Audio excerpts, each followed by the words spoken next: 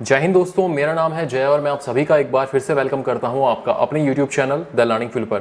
दोस्तों एक बार फिर से हम हाजिर हैं आपके सामने एक नई इन्फॉर्मेटिव वीडियो के साथ। जी हां दोस्तों, आज इस वीडियो में हम बात करने वाले हैं यूपीएससी यानी कि यूनियन पब्लिक सर्विस कमीशन ने सीडीएसई के एग्जामिनेशन सेकंड के लिए अनमैरिड मेल और अनमैरिड फीमेल कैंडिडेट से एप्लीकेशंस इन्वाइट किए हैं। तो आज का वीडियो हमारा इसी वैकेंसी के बारे में है और इस वीडियो में हम इस वैकेंसी के बारे में डिटेल से बात करेंगे। तो इस वीडियो को एंड तक पूरा जरूर देखें। तो चलिए शुरू करते हैं और सबसे पहले बात करते हैं इसमें नंबर ऑफ पोस्ट के बारे में। तो इस वैकेंसी में कुल पद हैं 339। बढ़ते हैं आगे और बात करते हैं इसमें वैकेंसी डिटेल्स के बारे में। तो यहाँ पर 339 पद में से आईएमए यानी कि इंडियन मिलिट्री एकेडमी के अंदर 100 पद रहेंगे और इन 100 पदों में से वो कैंडिडेट्स जिनके पास एनसीसी का सी सर्टिफिकेट है उनके लिए 13 पद रहेंगे।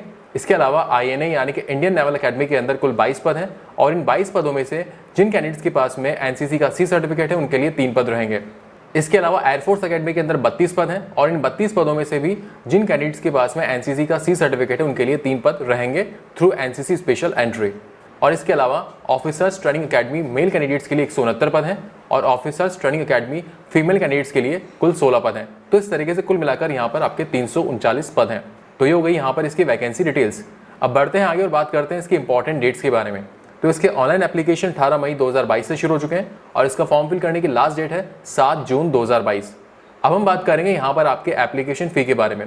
तो वो मेल कैंडिडेट्स जो कि जनरल या फिर ओबीसी कैटेगरी से बिलोंग करते हैं तो ऐसे मेल कैंडिडेट्स को 200 रुपये फीस के देने होंगे और आप अपनी फी का पेमेंट अपने डेबिट कार्ड या फिर क्रेडिट कार्ड या फिर नेट बैंकिंग या फिर यूपीआई या फिर एसबीआई बैंक में जाकर आप कैश के थ्रू भी जो अपना फी का पेमेंट कर सकते हैं। और दोस्तों यहाँ पर आपको बता दें कि वो कैंडिडेट्स जो कि एससी कैटेगरी से या फिर एसटी कैटेगरी से या फिर जो फीमेल कैंडिडेट्स हैं यहाँ पर आपको कोई फी का पेमेंट नहीं करना है। तो ये हो गई आपकी एप्लीकेशन फी। अब हम बात करते हैं यहाँ पर आपकी एज लिमिट यानी कि आपकी उम्र के बारे में। तो यहाँ पर वो कैंडिडेट्स जो कि आईएमए यानी कि इंडियन मिलिट्री एकेडमी के लिए अप्लाई कर रहे हैं तो यहाँ पर जो आपका जन्म है वो 2 जुलाई 1999 से लेकर 1 जुलाई 2004 के बीच होना जरूरी है। और वो कैंडिडेट्स जो कि नेवल एकेडमी के लिए अप्लाई कर रहे हैं तो आपका जन्म 2 जुलाई 1999 से लेकर 1 जुलाई 2004 के बीच होना जरूरी है। अब हम बात करेंगे उन कैंडिडेट्स के बारे में जो कि एयरफोर्स एकेडमी के लिए अप्लाई कर रहे हैं तो आपका जन्म 2 जुलाई 1999 से लेकर 1 जुलाई 2003 के बीच होना जरूरी है।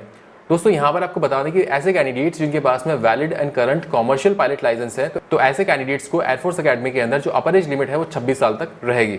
अब बात करते हैं officers training academy SSC course for male candidates के लिए आपकी एज लिमिट के बारे में। तो यहाँ पर आपका जो जन्म है वो 2 जुलाई 1998 से लेकर 1 जुलाई 2004 के बीच होना जरूरी है।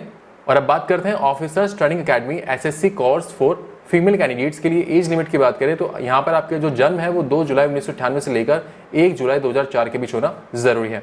तो ये हो गई आपकी एज लिमिट। अब हम बात करेंगे यहाँ पर आपके एजुकेशनल क्वालिफिकेशन के बारे में। तो सबसे पहले हम बात करेंगे आईएमए यानी कि इंडियन मिलिट्री एकेडमी और ऑफिसर्स ट्रेनिंग एकेडमी के लिए आपकी क्वालिफिकेशन के बारे में।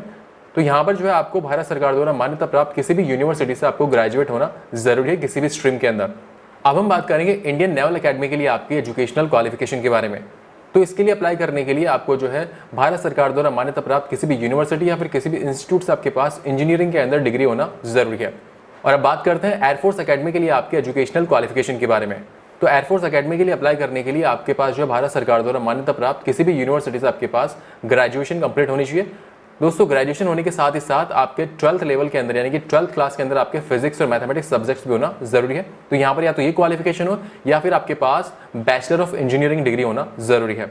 तो ये हो गई आपके एजुकेशनल क्वालिफिकेशन। अब हम बात करेंगे इसके मोड ऑफ सिलेक्शन के बारे में। तो इसके मोड ऑफ सिलेक्शन में सबसे पहला होता है आपका रिटन एग्जामिनेशन जो कि एक ऑब्जेक्टिव टाइप पेपर होता है और यहाँ पर आपको बता दें कि इस रिटन एग्जामिनेशन में आपका नेगेटिव मार्किंग भी होगी। तो दोस्तों यहाँ पर पहले हम बात करते हैं आईएमए यानी कि Indian military academy, Indian naval academy और एयरफोर्स एकेडमी के रिटन एग्जामिनेशन के बारे में। तो यहाँ पर आपके कुल 3 पेपर होते हैं इन तीनों एकेडमी के लिए।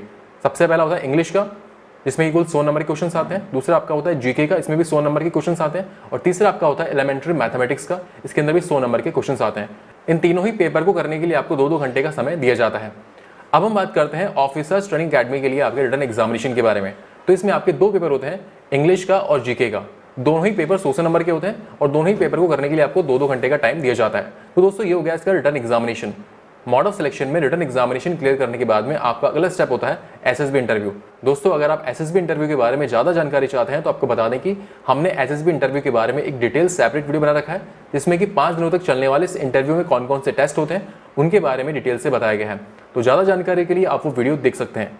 इस वीडियो का लिंक आपको इस वीडियो के डिस्क्रिप्शन में और ऊपर आई बटन में मिल जाएगा। मॉडल सिलेक्शन में रिटन एग्जामिनेशन और एसएसबी इंटरव्यू के बाद में आपका अगला टेस्ट होता है मेडिकल एग्जामिनेशन का। तो दोस्तों मेडिकल एग्जामिनेशन में आपको फिजिकली और मेंटली बिल्कुल फिट होना जरूरी है। तो दोस्तों ये हो गया इसका मेडिकल एग्जामिनेशन।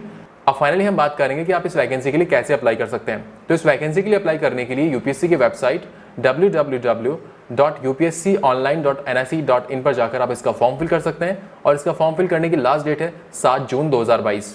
सो फ्रेंड्स, ये वीडियो था यूपीएससी यानी कि यूनियन पब्लिक सर्विस कमीशन ने सीडीएसई के एग्जामिनेशन सेकंड के लिए अनमैरिड मेल और अनमैरिड फीमेल कैंडिडेट से एप्लीकेशंस इनवाइट किया है उसके बारे में। दोस्तों उम्मीद करते हैं कि यहाँ पर हमने आपको जो इन्फॉर्मेशन दी वो आपको अच्छी लगी होगी। अगर दोस्तों वीडियो अच्छा लगा हो तो इस वीडियो को लाइक और अपने दोस्तों के साथ शेयर जरूर करें और फ्यूचर में इस चैनल पर इसी तरह के यूजफुल वीडियोस देखने के लिए इस चैनल को सब्सक्राइब करके बेल आइकन जरूर दबाएं। So thank you for watching our video. जय हिंद।